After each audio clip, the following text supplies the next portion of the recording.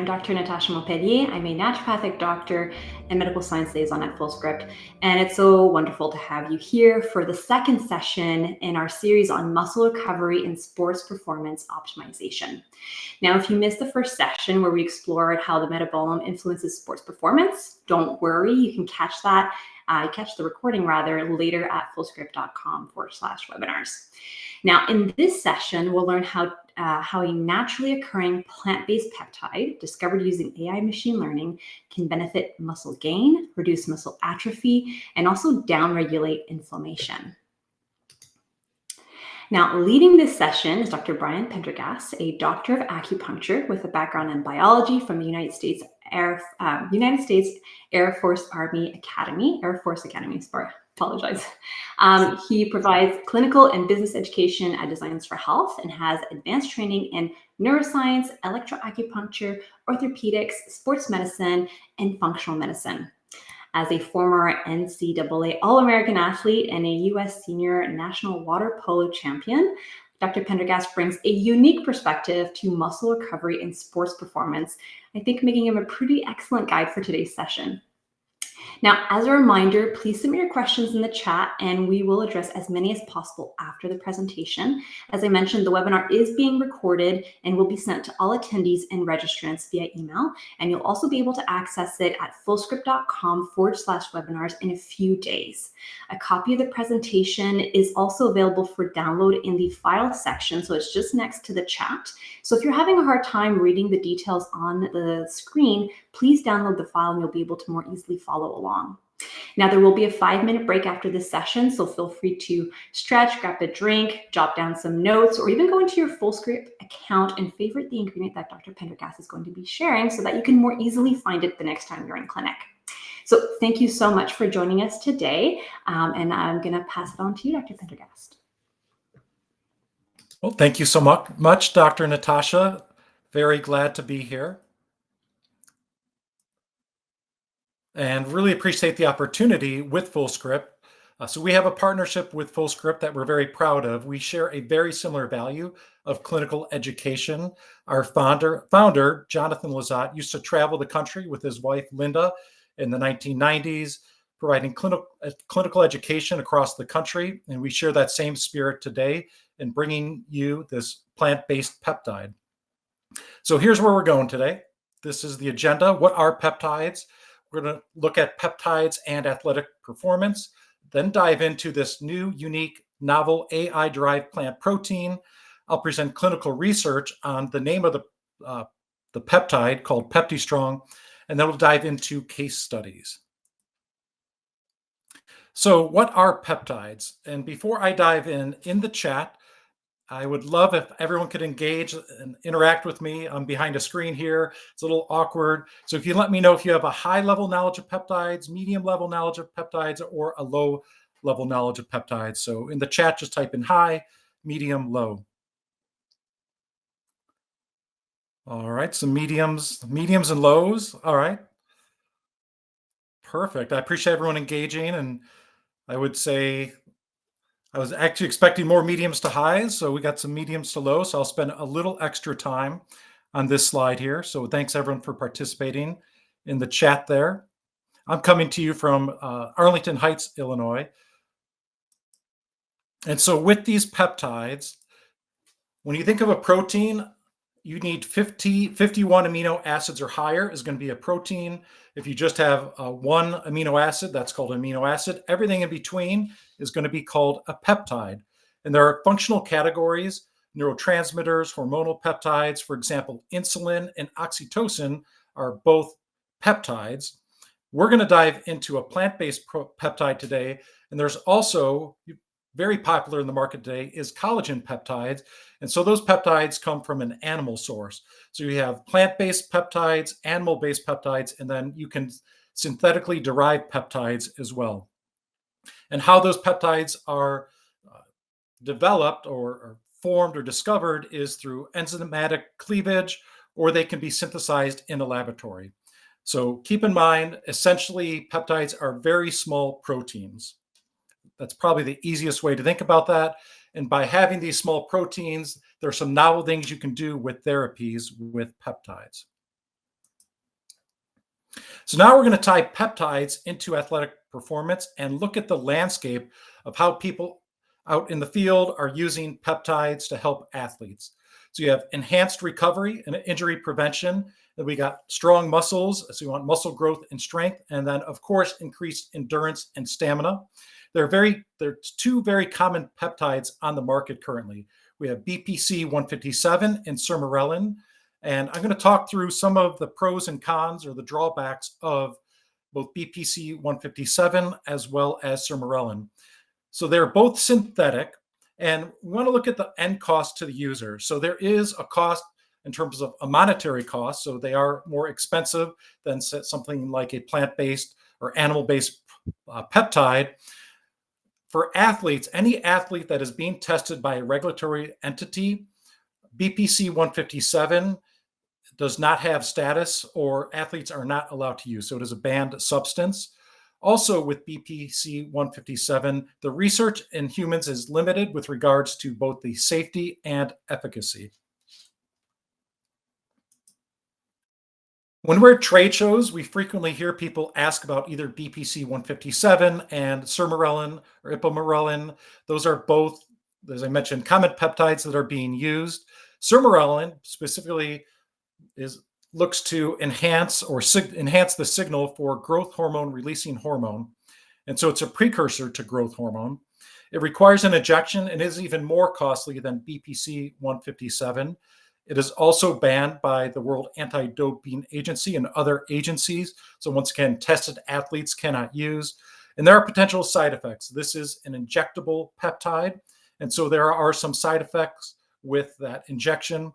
And both with BPC 157 and with sermorelin, often takes at least 90 days to see some type of impact, either with, say, the joint connectivity, or if you're looking for the growth aspects of those peptides. So what's a novel natural solution? So I'm going to talk to you today about an AI-derived plant protein for athletic performance. So this AI-derived plant-based protein, the name is PeptiStrong, and it has 2 completed human clinical trials. There is also a preprint of a human clinical trial. It is currently with the British Medical Journal of Nutrition, and so looking to have that published very shortly. There's 3 main things, as Dr. Natasha talked about at the beginning of the presentation, with this peptide. It's going to increase muscle protein synthesis.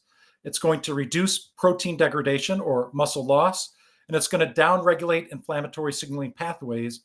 And there's also 2 new things that the current research or ongoing research is starting to show: an increase in ATP or energy production, as well as an increase in bone mass or bone density. So those are exciting developments with this peptide. So more to come on that. And what I'd love to tell you an absolutely fascinating story about how this peptide has been discovered. So the universe of peptides, so think back, I talked about 2 to 50 amino acid sequences. So you can make a whole lot of combinations of those. In fact, there's trillions of them, 6 trillion different peptides. And in the naturally occurring world, there's 9 million of those peptides. So 6 trillion available, and then 9 million naturally available. And the AI was able to predict. So it was looking at which of those peptides would be able to increase that muscle protein synthesis so you can grow muscle and build stronger muscle. And so it accurately predicted 62% of those peptides, which significantly reduced the amount of research needed. It would take thousands, if not millions of years to go through and research all of those peptides. So the benefit of the AI is not necessarily something to be afraid of. Our minds just can't compute that amount of data. So we use the AI to then look at which of these plant-based peptides would fulfill the requirement of building that muscle. Wound up with 2 finalists, and then the final one was a fava bean peptide. I'd say one of the main benefits of this peptide is it passes through the intestinal wall, which then it can get into the blood lumen and then make an impact on the body. So we're going to look at what is this AI-derived plant-based peptide. So those are the specific amino acids in the plant-based peptide called PeptiStrong. So hydrolysis creates this from the fava bean protein. And once again, you can see on the screen, those are the specific amino acid sequences. And once again, it's shown to survive the simulated gastrointestinal digestion system. And how do we know that? The FDA has a device called InfoGest2. And so this peptide, both a synthetic version of the peptide and then the actual plant peptide, were passed through InfoGest. And it showed that it did pass through the gastrointestinal lining. So we just covered kind of what is this PeptiStrong peptide, and now we're going to dive into the how of the PeptiStrong peptide. So as you can see on the screen, PeptiStrong has gone into the blood, and then in the muscle, it's going to upregulate mTOR, which then has the impact of building muscle, so muscle protein synthesis. It's going to upregulate the phospho S6 pathway. And by doing that, it's actually going to pull in any available leucine and arginine amino acids that are the body uses to build muscle. Simultaneously, it's also going to downregulate MERF1 and atrogen-1. So remember, the second benefit of the PeptiStrong peptide, it's going to reduce muscle loss. So this comes into play with atrophy or any type of immobilization type injury in an athlete. It also helps down-regulate inflammation, specifically with TNF-alpha and interleukin 6. And so now I'm going to dive into the clinical research available for PeptiStrong. As I mentioned, there are 2 human clinical trials. And this specific first study was looking at 2.4 grams of PeptiStrong, dosed over a 14-day period, and there was a 17-day total length of study. And you can see this is a knee strength study for this specific result. And you can see a 148% increase in muscle strength relative to placebo. I just wanted to warm you up with that study. I would say athletes, as well as anyone treating athletes, gets extremely excited about this part of the results.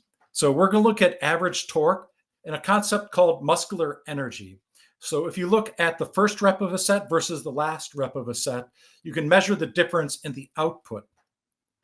And in this specific study, you can see a 47% less fatigue in that exercise compared to placebo. So where does this come into play? Doing an extra rep in the gym, even just active adults getting out there, be it walking, playing tennis, even playing with children. For me, as a former athlete, or former high competitive athlete, I would have loved to have a product like this to help me train harder in the pool, in the gym, and to be able to last longer in a competition. Some additional clinical research. This specific result is showing the area under the curve. So think about this, being able to maintain strength throughout a rep at the beginning and end of a rep. So I think of myself in the gym, sometimes I'll cut a rep a little short. With this, you're looking to maintain your strength throughout the whole rep. You can see a 54% increase in performance relative to placebo. This is the first human clinical trial. And with this human clinical trial, they wanted to do a like-for-like dose. So 20 grams, it was actually 10 grams twice a day of PeptiStrong versus 20 grams of milk protein concentrate. And draw your attention to the far right of the screen to see the result I'm most excited about for athlete. So what happened in this trial, these were healthy young adults, and they immobilized the lower leg from the hip down to the ankle for 7 days. And then for the next 14 days, they just allowed self-mobilization. There was no specific training regimen or weight training, just allowed the athletes to move about. And you can see on the far right that the athletes were actually stronger than when they were tested at baseline before they had the cast put on them. In the milk protein concentrate group, they actually lost that strength. You can see only 68% of baseline for the subjects that were only on the milk protein concentrate versus a actually stronger leg strength press with regards to having the PeptiStrong peptide. The other thing you can see on the screen in the middle there is a 4 times increase in muscle protein synthesis relative to the milk protein concentrate.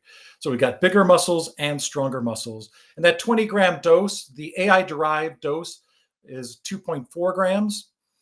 And that 20-gram dose tells us what the upper safety limit is. I'm excited to talk about this preprint. And so I can give you a little bit of the data that is about to be made public through the British Medical Journal of Nutrition. So with this study, it was 2.4 grams of PeptiStrong with both male and female athletes, and taking measurements at day 28 and 56. And you can see an increase of strength of nearly 20% compared to placebo, and those strength gains were made faster than the placebo. There was also a significant increase in endurance after just 4 weeks, and you can see a 1% increase in overall bone density. Now, the bottom bullet there is also some pre-submission work. So this is preliminary data that's not part of that preprint clinical study. There's been a lot of questions relative for PeptiStrong versus leucine, whey, HMB, and creatine. And I can share some of the preliminary results. So at 1/100th the dose of leucine, PeptiStrong was 4 times more effective at upregulating mTOR to help with that muscle protein synthesis. And with HMB at 1/2 the dose, it was 60% more effective. And what I'm really excited to also share, because I know Dr. Natasha is going to be talking about protocols later on, is that when you combine HMB and PeptiStrong, there was actually a synergistic effect. And they actually had a 130% increase of that upregulation of mTOR when you combined HMB and PeptiStrong.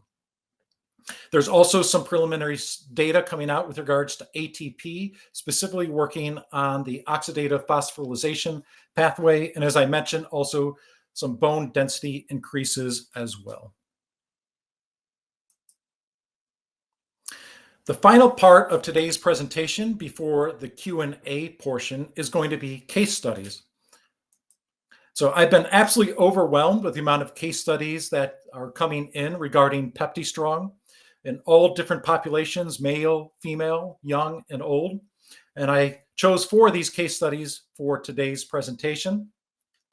For this with male in the early 50s, one of the reasons I chose that, there is new research showing that leucine, which is an amino acid, our body's ability to uptake leucine diminishes as we grow older. So there's less benefit for males and females over the age of 50. If you start recommending leucine, that's not going to have as great an effect due to the age. And so with this male, due to the weight, did 3 grams of PeptiStrong, and within 3 weeks gained 5.3 pounds of muscle mass.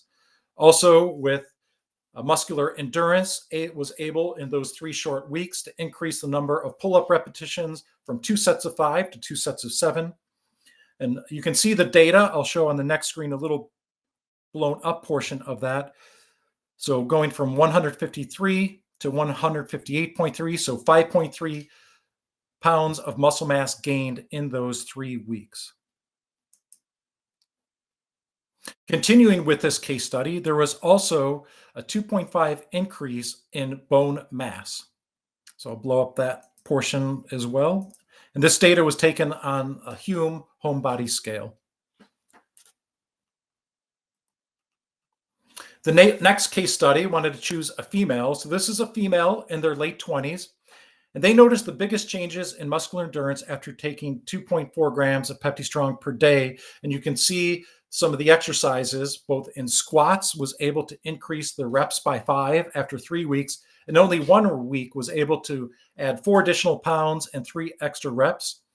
And this female was most impressed with her run endurance time. After a 2-month period, she dropped her pace in the 5-mile race from a 9-minute 30 per mile pace all the way down to 8 minutes and 5 seconds. So there was absolutely no difference in her training, but just taking PeptiStrong allowed her to make those gains in her endurance. Now I'm going to look at a male in the mid-50s. once again, 2.4 grams of PeptiStrong, which is the AI-derived recommended dose. And this person was training for an ultra marathon, training 4 hours per day while also working a full-time job, family responsibilities. They noticed significant gains in muscle recovery, muscle soreness, and fatigue post-exercise, all within 1 week. And you might be asking, well, what about athletes that are being tested? So PeptiStrong, there is a version that is NSF Sport certified. And here's a case study for an NCAA male athlete. Notice the biggest difference with training. After a particular hard training session, they're usually very sore and tired, and it's very hard to come back and train the next day.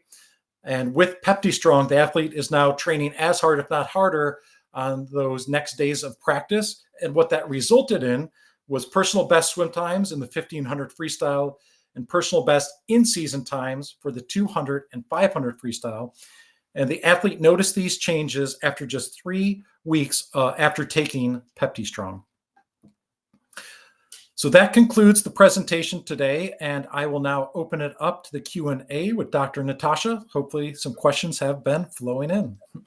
Oh, yes, certainly. We have quite a few questions, so we're going to get right to it so we can answer as many as possible. So let's see here. Okay, how great is the benefit of taking PeptiStrong over eating fava beans? What is the therapeutic dose? So thankfully, there actually is a study comparing just eating fava beans to taking the hydrolysis form of fava beans. And so that study is actually out there. And so the hydrolyzed form of the fava bean is the very specific peptide that upregulates mTOR. And so there was no benefit shown to just eating fava beans. And can you repeat the second part of the question? Therapeutic dose for, I'm assuming PeptiStrong, not necessarily the fava beans. Correct. Yeah. So that 2.4 gram dose is the therapeutic dose for PeptiStrong. Okay, great. So some questions in regards to, is there application for elderly presenting with sarcopenia?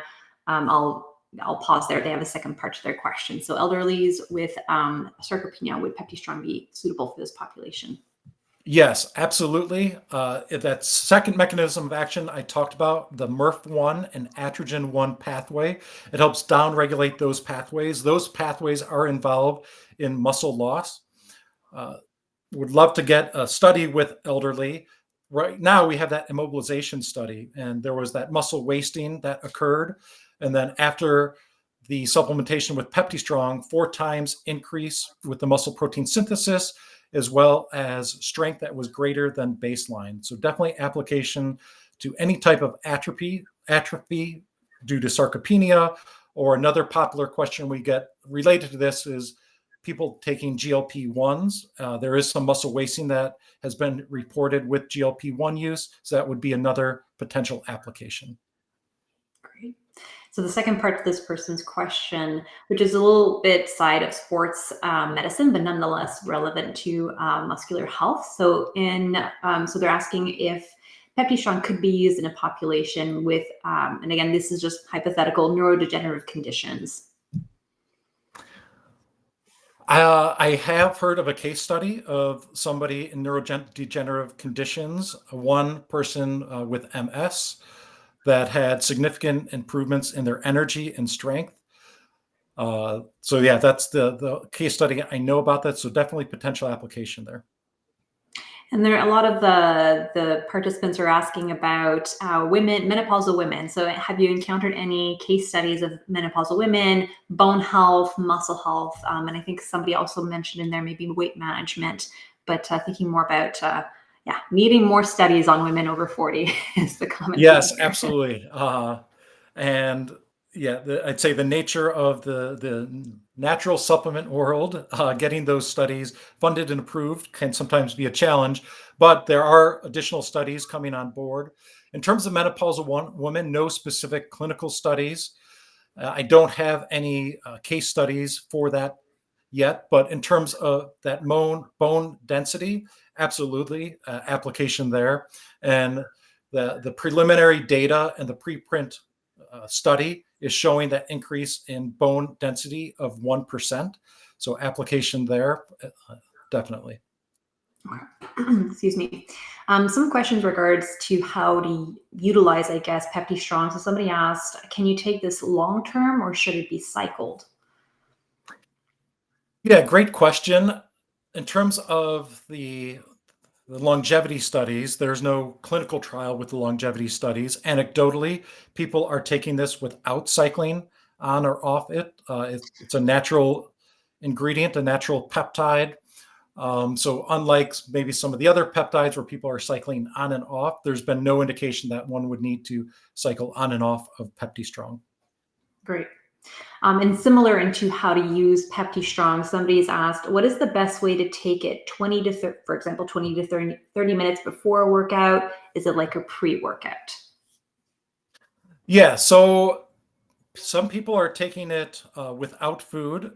Generally, proteins and peptides are best absorbed on an empty stomach. There are anecdotal stories of athletes taking it at more of a pre-workout. And I would say, with that question, I would say it's more of a saturation effect. Generally, between the 2 and 3 week mark is where athletes or anybody in the population starts to see significant gains. There is a trend in the data that it takes a little longer with females to notice those changes in muscle mass and endurance. I presented the one case study where that wasn't the case with regards to the muscle endurance and strength. And so, yeah, I would answer that question saying empty stomach and pre-workout based on anecdotal evidence. Great. So this is probably relating a little bit more to the studies and the case studies. Any side effects noted with the use of PeptiStrong? I would say extremely small cases of people that have an allergic reaction to beans. And there is a warning on the label with regards to PeptiStrong, and there's a statement from the company that developed PeptiStrong that anybody that has a bean allergy or a G6PD deficiency, which can cause favism, needs to be cautious. With that said, the hydrolysis process removes the actual protein and you're just getting the peptide. So you're below the thresholds that would cause a potential favism effect, but it is a warning for people to be cautious. So anyone with that type of deficiency, risk of favism, might want to steer clear. Great. That was And I actually guess I could add with the dosing, if any concerns with bean allergies, maybe start at a very low dose just to test tolerance before increasing the dose up to that 2.4 grams. excellent. Yeah, that was a question that came up quite a few times as well, the G6 PD. You mentioned this towards the end of your presentation, but I think it's worth reiterating again. So somebody asked, what is the status of PeptiStrong with WADA and USADA? With PeptiStrong, as far as I know, there is no quote unquote status with them. It is NSF Sports certified. So that's the current status. Okay, great. Another question here. What impact does this have on improving body composition? Have you seen significant changes in body fat? Yeah, so generally speaking, with those increases in muscle mass, there's been a corresponding decrease in body fat. I could hypothesize due to the increased endurance and the increased strength, people get really excited and motivated to work out harder and push themselves, which generally can lead to some weight loss. So definitely some body changes. Great. And I think that's the last question. I just took a glance at time. So that was our All right. last question. Thank you, Dr. Pendergast, for such a wonderful presentation and answering all these questions. And thank you, everyone, for attending and being really engaged and asking these amazing questions.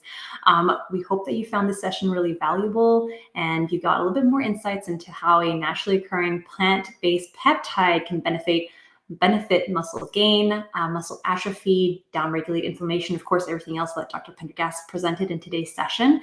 Just a quick reminder, this session is being recorded. It's going to be sent to all attendees and registrants via email, and you'll also be able to access it on our website, fullscript.com/webinars in a couple of days. We're now going to take a 5-minute break before the final session. So I invite you to join me for a session where we're calling Streamlining Whole Person Care, Clinical Tools for Muscle Recovery and Performance. I'll be sharing some practical strategies to help you implement whole person care into your clinical practice. So I look forward to seeing you all there. And again, thank you, Dr. Pendergast, for just a wonderful session. Thank you, Dr. Natasha and Full Script. Have a great day, everyone.